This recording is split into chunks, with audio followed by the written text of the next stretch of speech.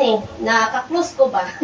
Tahan siyang isang item na doon talaga yung ano na yon, yung spirit na nandun na yung masamang spirit. Tapos malakas yung spirito.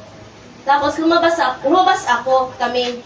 Tapos nasa lubong namin si Ana at yung kapatid niya. Yung kapatid niya may hawak na yung pang ganun, ano ba yung cutter? Yung nagano Gupit. Glass cutter. Oo, glass cutter. Kasi nga daw, lalabanan nila yung lalabanan nila yung mga yung spirito. Kaya dalhan niya yung glass cutter. Tapos sarang ang tapang nila kasi lalabanan nga nila. Tapos sabi ko, nung lumabas ako nasa lubong ko nga sila, may babaeng nagsasabi na hindi mo kilala yung mga espiritu. Huwag mong hamunin. Huwag kang magpakita ng katapangan kasi hindi mo kilala. Kasi pwede pala talaga tayong paglaruan ng mga espiritu kasi hindi nga natin sila nakikita.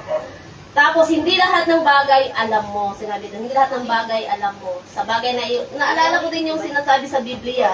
Sa pag-aakala mo, ang dami kong alam. Wala ka palang alam. Totoo po yun. So, yun lang po mga kapatid, no. Siguro may item talaga na andun siya ng sinusundan-sundan ng spirito. Hindi ko lang po alam kung ano. So, yun lamang po mga kapatid.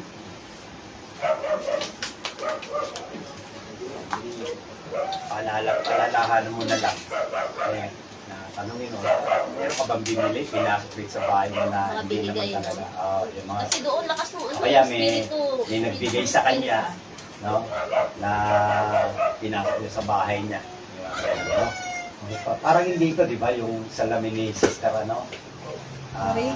Marie. Kaya, tignan ko dyan sa taas. Nung nandyan pa siya, medyo marami na nga. Ayun, nung nabasag siya, yun na, nawala na rin.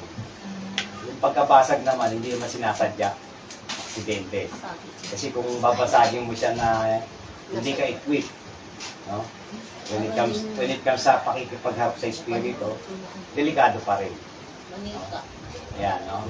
Mga stop toys, no? May laman pala. May mga ganun kasi. Kung napanood niyo yung yung pinikulang Annabelle. hindi, yung pinikulang na yung 1 kilo. Yung bagwa ba yun? Bagwa. Diba? Meron siyang pinasok na bagyata o salamin. Hindi yung pagkano niya kayo sa Pinasok sa bahay, yung ilagay sa pinto. Ay, sa pinto. Kasi pulot niya lang.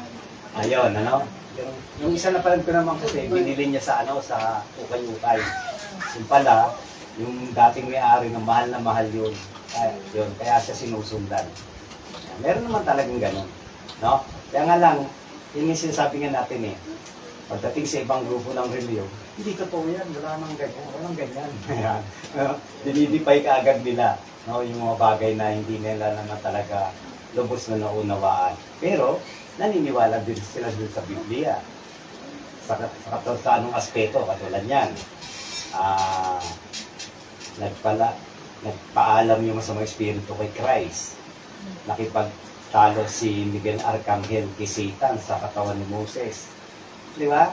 Ibig sabihin, yung kay Saul, na nakipagsanggunian sa masamang espiritu, yung mga ganon, Pero pagka hindi nila aral, ibang grupo ng reliyon na nagpapayag, hindi sila naniniwala.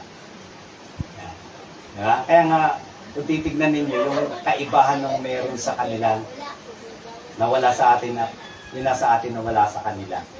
Mga ganun kasi, no? Marami yan, no? Pagdating sa kalagayan sa espiritu. Kaya nga, tama sa kanila, hindi ina-accept ang panaginip kasi waste of time. Pero naniniwala sila nung ipinanak si Christ sa pamamagitan ng panaginip. Di ba? Yung mga ganun, no? Kaya na, marami pa rin tayo dapat pag-aralan, no? Isa nga, nagpo sa akin Sister Ina yung talata, maganda rin naman nahihinto ang pagsasalita ng iba't ibang wika, ganito ganyan. Marami siyang pinumin. Nag-isip tuloy ako, ano kaya ibig niyang pakahulugan? Bakit niya sinil sa akin itong talata nito? Sinend sa'yo? Pinost niya ata yun nakapost nga, nakita ko nga Siyempre makakabasa ng mga friends niya, di ba? nakalagay doon, hihinto ang pagsasalita ng iba't ibang wika. May mga Hindi. kasunod pa. Corinto, ano yung Corinto? Sige, hanapin 13. mo. Hindi sa Ah, Corinto, yan. yung Kahit ko. sa Corinto. Sa dulo. Mananatili ang pag-ibig. Charity. Pero yung iba't ibang wika mawawala. Hihinto ang iba. Ah, Hihinto ang hihinto. pagsasalita ng iba't wika mo. Yan, din, no? Kaya nga, ikaw na kayang makahulugan na rito. May kurot pala yung konti sa'yo. Sa akin din eh. Ano to? Kaya nga, ano, kaya sabi ko nga, set aside muna, total wala pa naman siya rito. Yung mga ganun ba, no? Kaya nga doon sa panaginip, yan, kung may pagkakataon kayo, ito, puntahan nyo, Brother Buboy, iwan mo sandali ito doon, tsaka mo na lang balikan. Yung paalala mo lang, baka nga may pinasok na gamit. Yung bigay, or binili niya, Kasi mahilig siyang magtanggap ng mga katulad nung ano, yung stop toys na yun. Stop toys ang Parang may dami. nakita ko doon sa stop toys kasi kahapon. Eh. saan doon. Yung, malaki? ano yung maliit doon? Ay, yung baboy. Ay, O baboy. yun, yung ano ko na. Hindi yung malaki. May baboy siya. Baboy, yun. tsaka sinimo. Ano kung saan galing. Basta ganun lang. Kung pwede, ilabas mo na o kaya sunugin na lang. Ibig.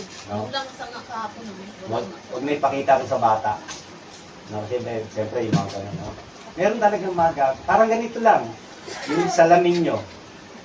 Di ba, nakikita ni Tio, nung malit si Tio, yung nakikita siya naglalabas parang sa salamin.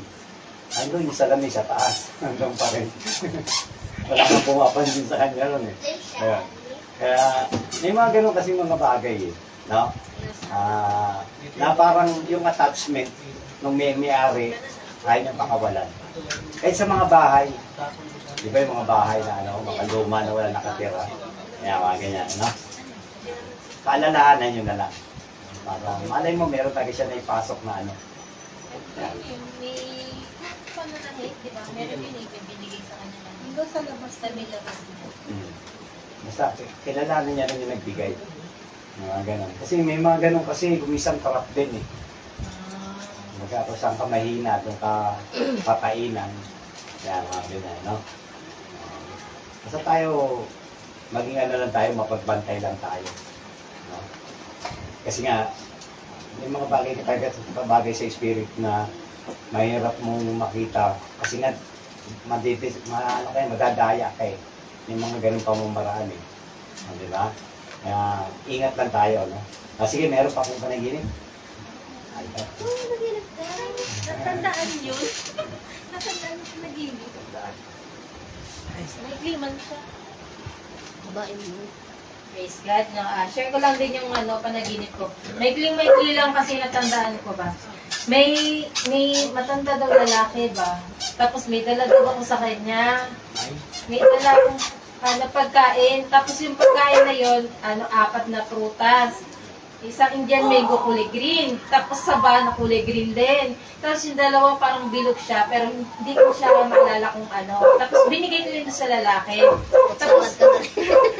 Tapos yung sumunod, nag-usap-usap daw kami ni Sis Bing, Sis Mimi, kami daw 3, nandito kami sa may lapag ba. Tapos maya-maya si Sis Malin, hatak-hatak si Kuya Boy ba? Kami niya, tara na, kakain na. Ganon yung ano mo, tapos sabay, nasa ano kayo pinto ba? Tapos sabay, hinatang mo ba talaga siya? Tapos sabay, sabi ni Kuya Boy, dito na lang ako sa may sa may lamesa, parang ganun ba? Yun yung, doon na natapos ba? Pero pumasok man siya, tapos hatak-hatak mo siya, tapos saka white man siya, tapos sabi yung shirt niya hanggang dito ba? Yung parang basta yung shirt niya. Oo. Tapos sabay, ayun nga, tapos si Smalin din, parang nakaputi silang dalawa, tapos sabi niya, halika dito, kakain na, parang ganun ba? So, yun lang yung panaginip ko. Kain na lang din lang kanya. Kaya, yung ano, yung pangalawa eh, no? Kakay-akay. Hinatak, no? Isasabi nga ni, di ba, sa aklat ng ni Tadeo, na ang iba'y agawin ninyo sa apoy at kamuhian pati yung kanilang damit ng dumisan. No? Related din sa suot ko ngayon eh. Kanina, dinala ko to. Bakit may mantya? May mantya. Naalala ko nung dumugo pala yung ilong ko. Hindi ko napansin na napatakan pala. sinot ko na rin. Total, para halimbawa na kapag marumi yung damit mo, may batik, madaling mapansin. Di ba? Kaya nga, di ba? Ito sa spiritual, di ba? Ang iba'y agawin ninyo sa apoy. Kamuhian pati yung kanilang damit na nadumisan. Pero kagandahan lang naman doon, puti naman din yung suot. Ibig sabihin, may kabaitan lang talaga yung asawa niya. No? Tsaka may kabaitan din siya kasi Mabait naman to pagka wala sumpong. Ginagaw niya eh. Kaya, ganun lang naman, no? Kasi ganun lang naman eh. Sa pagiging tapat natin sa Panginoon, Diyos naman ang gagawa ng paraan. Amen. Kaya nga sabi ko nga sa inyo eh, Sister Sinin nga, nung natagpuan niya yung kanyang, kasi Sister Sinin, ito yung istorya niya eh. Katoliko siya. Gusto niya maging madre. Ngayon, naaralan siya ng Baptist. Napunta siya sa Baptist. Sa Baptist, naging evangelist na siya. Nangangaral na siya. No? Tapos, naaralan ngayon siya ng One God Believer. Ngayon, pagdating sa One God Believer, nakapag-doon siya, nag-umpisa mag-fasting ng 40 days. Tapos, nagkaroon siya ng healing. Tapos, yung mga panaginip niya, pinalaban ng pastor. No? Masama yung interpretasyon ng pastor. Ngayon, nagkaroon ng dreams na maghihiwalay nga Sister Sininto sa One God Belief, magtatayo ng sarili. Kasi nga, nung may mga kapatiran na disrupted na rin sa pagtuturo ng pastor nila, nagsama-sama sila, nagkaroon ng mga panaginip, nabuo yung pangalan ng Church na Gospel of Christ. Ngayon, ang ginawa ni Sister Sinin, lahat ng kapatid niya, sa pagtatapat niya, kinuha niya mula Iloilo, dinala niya doon sa Santa Maria. Naagaw niya sa ako niya. Nadala niya lahat, natangay niya lahat ng kapatid niya. Diba? Kasi sa pagtatapat niya. Ganon din naman yun, kasi pangako yan ng Panginoon. Katulad ni Sister Monique, sa pagtatapat niya, darating ang araw, diba? Luluhod din niya yung mga yan. Parang maging team song mo na lang si Sharon Cuneta. Luluhod ang mga. Bukas luluhod ang mga tala. Di ba? Kasi yung mapagmataas eh. Hindi yan, ibababa talaga ng Panginoon yan. Lalo't dala-dala mo yung katotohanan. No? Ayan. Basta ito na lang yan, Sister Nog. Basta lang. Pag may time ka talagang para maka-attend at wala naman sa atin, sige lang. Kasi paraan yun para madagdagan din yung kaalaman mo eh. No? Kasi sa atin naman, o sa akin naman, hindi ko naman pwedeng maituro sa yung mga bagay na sa kanila, talagang sinasaliksik nila ng lubusan. Yung mga meaning ng bawat salita. Kasi may mga salita dyan na meron talagang equivalent na kahulugan na hindi naman natin lubos na naunawaan. No, katulad niya sa Biblia, na may word na gihina. Kung binabanggit sa inyo. Yung word na gihina, ang ibig sabihin lang nun, hukay na malalim. Pero nung translate na ginawa impyerno. Kaya hindi sila naniniwala na may impyerno. Walang impyerno sa Biblia. Yan, ng kanyang aral. Kasi ginawa nila yung word na gihina. Kasi yung word na gihina, ang ibig sabihin lang nun, malalim na hukay. No? Saka yung salita na Hades, hindi impyerno yan. No? Kaya nga, kung titignan mo, doon lang sa talatang yun, pinangahawakan na nila. Pero pagdating doon sa Revelation, doon sa Revelation 21:8, di ba? Sa mga sinungaling, sa mga magsamba sa Diyos-Diyosan, sa mga walang pananampalataya, ang kanilang bahagi sa dagat-dagatang apoy, kasi ang nagliningas na apoy at asupre. Walang ginamit na gihina ron. Di ba? Ano yung makikita natin? Sa ibang translation ng Biblia, merong naitutuwid, pero pagdating doon sa ibang parte, ayaw naman nilang tanggapin. Nakuha niya idea, kasi nga pinag-aaralan nila. Yan. Kaya ang pinangawakan nila, hindi yan ang tamang translation na impyerno yung gihina. Yung pwede ko sa kanyunan nyo. Paano may sa Revelation 21:8? Yan. Tapos meron pa rin nakasulat. Yung sinabi ni Christ sa 10:28, kung mapapahamak naman ang inyong kaisa-isang kaluluwa sa impyerno. Wala rin binanggit doon na word na gihina. Yung ganun ba? Pagdating naman sa lumang tipan, Sa lumang tipan, kung naalala nyo yung nabiyak yung lupa, nung ibinato ni Moses yung Ten Commandments doon sa guyang ginto, ang sabi ro, nahulog sila sa malalim na nagniningas na apoy. O, di ba? Nahulog, nakita, tapos sumara yung nagkaroon ng malakas na lindol. Sumara, kinain yung higit 3,000 katao na sumambad ng kay Baan. Yan. No? Kaya nga yun nga yung sinasabi ko, Sister, Malin. Every churches, merong part of truth. Laging may bahagi ng katotohanan lahat ng religion. Pero, bagamat may bahagi ng katotohanan, patuloy pa rin nilang niyayakap yung kamalian. Katulad yan, aral lang. Bakit nyo inaltered yung bagong tipan? Nilagyan nyo lahat ng word na Jehovah, yung mga salitang patungkol sa pangalang Panginoon. Inaltered nila pagdating sa bagong tipan. Yan. Kasi kung yun ang totoo, dapat mismo ang Panginoon na rin na nagsabi na gano'n nga dapat. Yan. Diba? Kaya nga, ang pag-aaral talaga, kailangan masinsinan, ano? Tapos sa isang panaginip mo pa, yun nga, prutas, regalo, yan, no? Kasi ang kaloob kasi ng Panginoon, prutas yan eh, no? Na yun, para yung sinabi ni Merlin na yung meron sa akin, bibigay ko sa inyo. Pero huwag kayo magmalaki, dahil akin yan, pwede ko ulit kunin. Ayan. Diba? Kaya nga yung sinasabi natin yung pambabas noon ni Sister Mimi, Sino?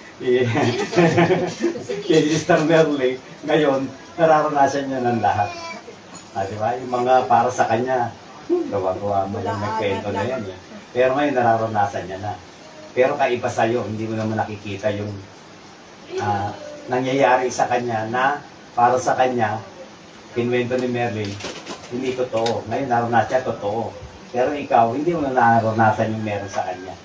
Ayan. Kaya nga, iba-iba tayong kaloob na ibinigay ng Diyos. Ayon lang kasi yan sa makakayanan natin. Amen.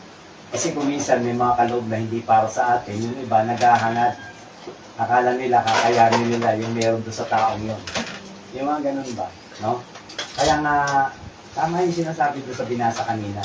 Kung ano yung ibinahagi ng Diyos sa atin, maging sapat na tayo ron. Kasi yun lang ang kakayanin ng ating pananampalataya. Yan. Kaya nga sabi dito sa Biblia, no?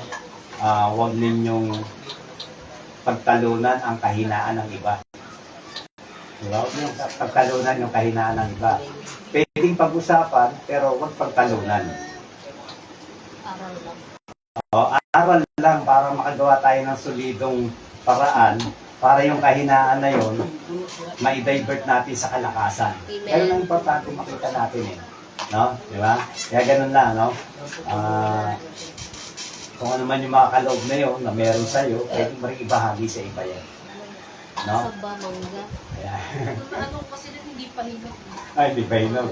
Kasi nangga. Ang mahinog. Ayan, ano? Yeah, okay, no? Kasi, yun nga, no? Minsan ng mga nakalang araw lang, nagbubulay-bulay ako, no? Ang Panginoon Kristo, nag-aayuno, tinukso siya. Di ba? Tinukso siya ng kalaban. No? Kaya nga sa mahabang pag-aayuno, nandiyan ang tukso eh. Talagang marami ka makikita mga out of this world, mga spirit world na tinatawag. Pero pagkatapos nun, based sa Bible, pagkatapos nun, magpasting ang Panginoon na wala yung panunukso, dumating naman yung laksa-laksa mga anghel at pinaglingkod ng Panginoon.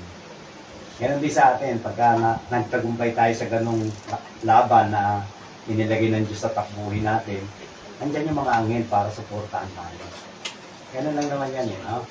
Kaya yan. Kaya nga sabi ko nga sa isip ko sana si Sister Grace, makasampu man lang o higit sa 5, O 20. Ayan,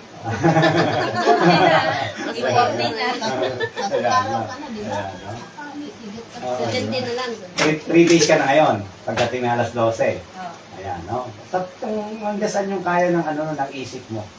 No? Ganun din, basta kung ano yung, kung hanggang saan yung taktanan gusto mo para sa sarili mo, yun lang yun. No? Walang manghihinayang bakit ka huminto. Ikaw yung kasi sa sarili mo eh. Kasi kung yung free will mo kasi ang gagamitin mo eh. Pero kung yung faith mo at meron pang goal na dapat maabot ayon sa kalooban ng Diyos, ipaglalaban mo rin naman yun. Di ba? Kaya nga lahat ng bagay, pag-aaral. Katulad yan, may papaalam na ako sa pilan. Pag medyo pantay-pantayan yung motor ko kasi mga auno, magbabakasyon ako. Ako, punta ako sa bundok. Bundok ng sinukuhan. Oo, ako na anting-anting. Hindi kasi nila maintindihan na mag-aayuno ka eh. Siguro mga 10 araw yun. Mahaba ng bakasyon. Pupus Hindi, basta alalay lang sa motor. Kasi yung mga reker nga eh. Yan, nagpapauna na ako para mawala man ako ng pecha uno.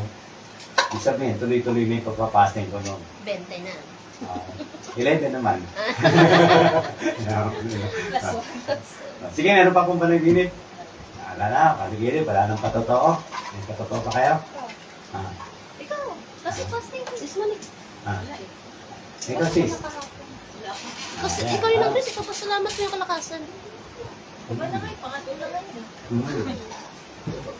Ako, Pangalawa pa lang. Hindi, pangatlo. Hindi naman nakapasting. Umayon sa iyo. Katawan na. Para sexy. Bumiit na ng konti. Papasalamat ako sa kalakasan na binibigay niya sa akin. Sana'y madagdagan pa itong aking pagpapasting sa tulong at gabay niya. Na tuwing alas 5, yan, nagbabasa ako ng Bible, nagpapray ako na bigyan ako ng kalakasan. Amen. Lord. Hilo-hilo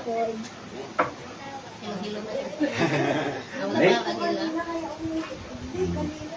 Pawis ko. Hindi, at least yung benepisyo yan kasi importante. Yung benepisyo spiritual, benepisyo sa physical. Win-win. No? Kaya nga, malaking tulong yan. Sige lang, kaya mo yan, no? Basta lang, yung yung will mo, yung talagang, yung gusto mo talaga, yun ang ibigay mo yung the best. Tsaka yun, kumbaga, mindset lang, nakaya ng iba eh. Di ba? O sila nga eh. Di ba? Yung ganun ba? No? Kasi nga, para maranasan nyo yung kabutihan ng Diyos sa buhay natin. Amen. Kasi yan eh, yung unang-unang pag nakapag-fasting ka ng mahaba, alam mo na mahal ka ng Diyos. Praise God. Di ba? Kasi, tignan mo, karangalan sa Diyos, sa kapurihan ng Diyos, tignan mo UPC. 3 araw lang yung asawa ng pastor o yung mismong pastor. Kung kanilang purihin, gano'n na lang. 3 araw lang yun. Isa ka lang pambata lang sa gospel of Christ yun. Di ba? Yung ganyan kaliliit, yung apo mo, sis, yung hindi, yung isa yung si Sikiel. Ay, yung bunso. Yung nakakapag-10 araw na yun sa gospel of Christ. Pero sa ibang church, 3 araw, akala mo, halos Diyos sila nila. Ito pa masakit. Dahil hindi nangyari sa kanila yung pag-aayuno, ayaw paniwalaan. Katulad ni Sister Ina. Sabi niya, nandiyan, kapag passing mo kasi ako ng 10 days sa faithful delay. Hindi totoo na. Di ba? Di ba? Mga ganun ba? Kaya yun nga doon ako proud sa Panginoon. Yung bang ibinibigay niya yung kalakasan para sa kanyang kapurihan, hindi sa para kung ano pa man. No? Yung parang itataas natin sarili. Hindi. Diyos ang may gawa nun sa atin. Kasi nga sila 3 days lang ang taas-taas na nung karangalan na para sa kanila ibibigay ng kanilang miyembro. Di ba? Sa atin nga parang isang troping pangahawakan mo habang panahon kapag ka nakapag-fasting ka ng mahabang panahon. Kasi proud kayo, meron kang itinataas, hindi yung sarili mo, kundi yung Diyos na nagbigay sa'yo ng kalakasan. Amen. Yan. Parang tiis-tiis lang. No? Tsaka yun nga, yung benepisyo sa katawan. Ang dami ng pag-aaral doon sa pag-aayuno ka na napakalaki ng benepisyo sa katawan. Mababa ang blood sugar, magnonormalize yung dugo mo, yung mga basura mo sa kidney, sa atay, lahat yan, lilinisin yan. Ibang galing ng design ng Diyos sa katawan ng tao. Ang gagawin lang talaga ng tao, manalig ka lang talaga sa Diyos. Yun lang eh. O yun na pinakasandatan natin eh. Diba? Kaya nga sabi nga sa inyo, nung panahon na nandun kami sa GOC, Brad, pagkatapos ni brother, sunod tayo. O sige, sunod tayo pagkatapos niya. Gano'n. Isa naman, tulong-tulong lang. Ano Brad, kaya pa? Nanghihina na ako. Hindi, sige, tuloy mo na yan. Tulungan ka namin, 3 araw. Yung mga gano'n, tulong-tulong ba? Matatapos sila, matatapos ka rin. Nakatulong ka sa kanya, natulungan mo rin yung sarili mo. Ganun eh.